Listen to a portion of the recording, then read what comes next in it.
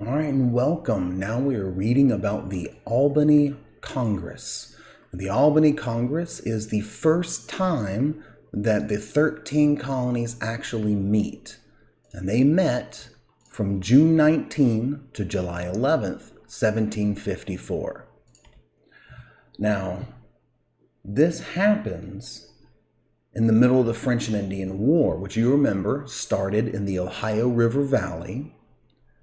And there were a lot of battles. And early on, the French took the early lead. And the French had the early successes.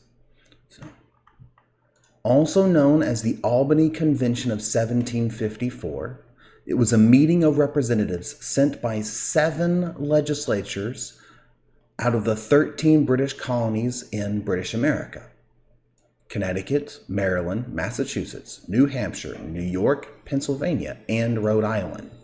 Northernmost Newfoundland and Nova Scotia were not in attendance. That would be part of modern-day Canada. The representatives met daily at City Hall in Albany from June 19 to July 11th, 1754.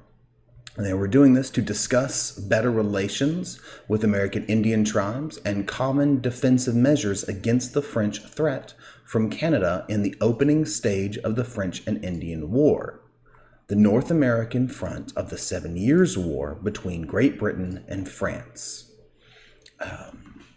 They were meeting to discuss how can we protect ourselves. We're not going to have to rely on Great Britain. We've got to be able to pull our own weight.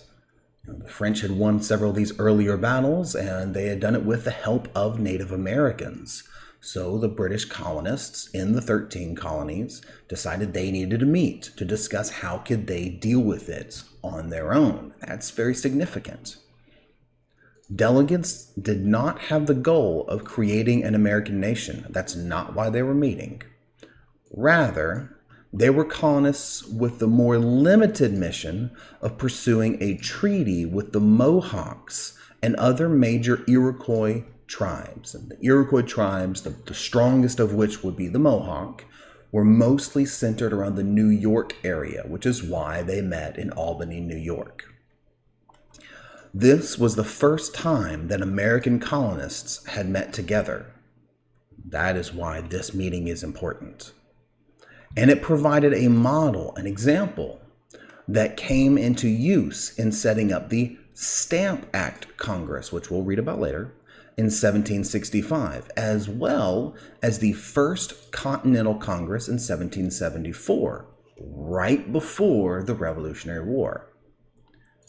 So, this First Continental Congress preludes the American Revolution. So the Albany Congress is part of the story of how we get to the Revolutionary War.